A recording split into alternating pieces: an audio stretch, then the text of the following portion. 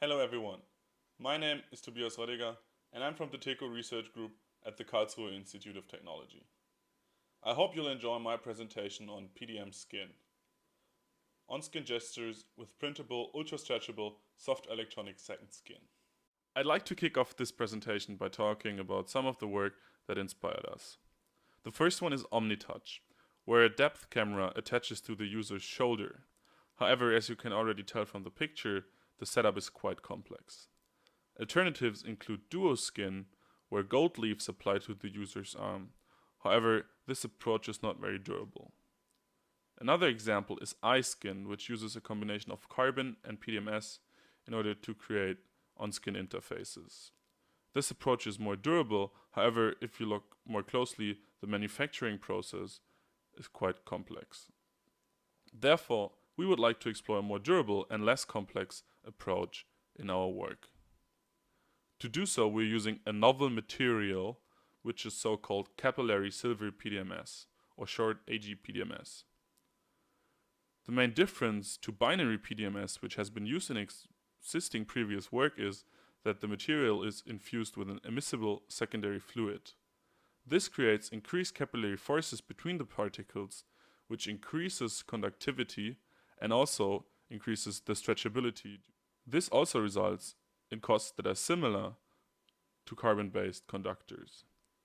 Additionally, as the material is a viscose fluid, we can freely 3D print it onto a substrate material such as PDMS. Additionally, it is biocompatible and thermostable, making it usable for many different use cases. In our scenario, we have built ultra-stretchable resistive strain sensors from the new material. We have used a 15 volume percentage silver PDMS in a conductive serpentine shape. The main reason is that this is at the sweet spot between conductivity and stretchability.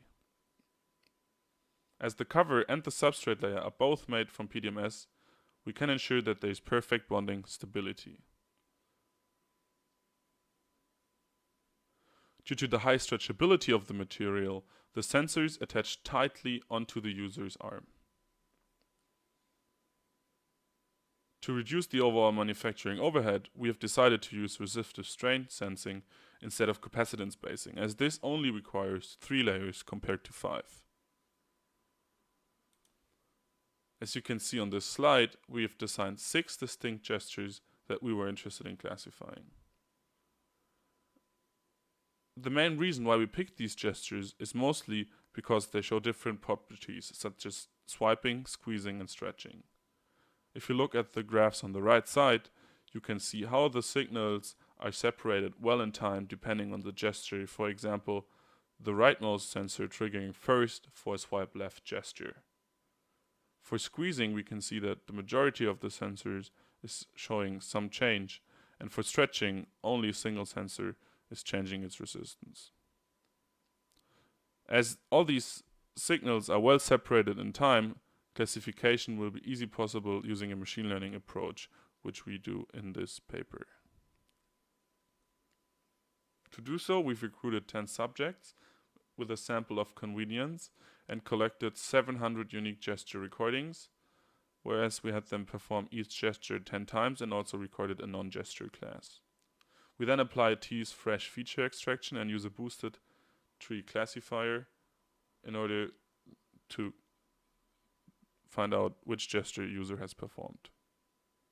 If you look at the confusion matrix, mostly the squeeze and the stretch class are causing problems, and this is mostly related to how the user performs the gesture, because if they are not performing it vertically, more sensors might be triggered, so this is a problem of the spatial accuracy of the device. If you look at the right side, we can see that both a leaf-1 subject out cross-validation and a leaf-1 measurement out cross-validation yield good results. Therefore, we should assume that both a pre-trained model and an individually trained model can achieve good results. However, further improvements are necessary to make this a suitable interface in real-world scenarios. And we're also interested in evaluating the material further, and this is why we recruited 12 subjects and had them interact with the surface PDMS layer. It was applied using the same medical adhesive tape that we have used earlier, and even though it is comfortable and easy to perform gestures on it, the material does not feel like human skin. However, this could be easily changed by adapting the surface structure of the PDMS.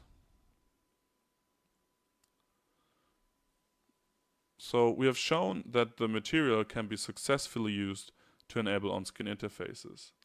However, we report limited accuracy of the prototype device due to the low spatial resolution. Additionally, we did not tune any of the hyperparameters of the classifier model. The gestures that we used in this study were not selected based on the design space of on-skin gestures, but more to showcase different types of gestures in general. Additionally, we believe that the applications that we've presented here are rather conservative and do not make use of the full potential of the sensor material. So we should consider these factors in future work and try to be more radical with our ideas. So to conclude this presentation, I'd like to highlight that we've shown an initial application of capillary silver PDMS as an on-skin interface material using a machine learning classifier.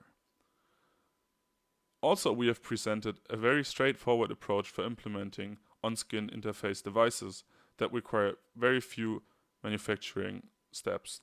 I recommend readers to refer to our paper to learn more how these sensors are actually built.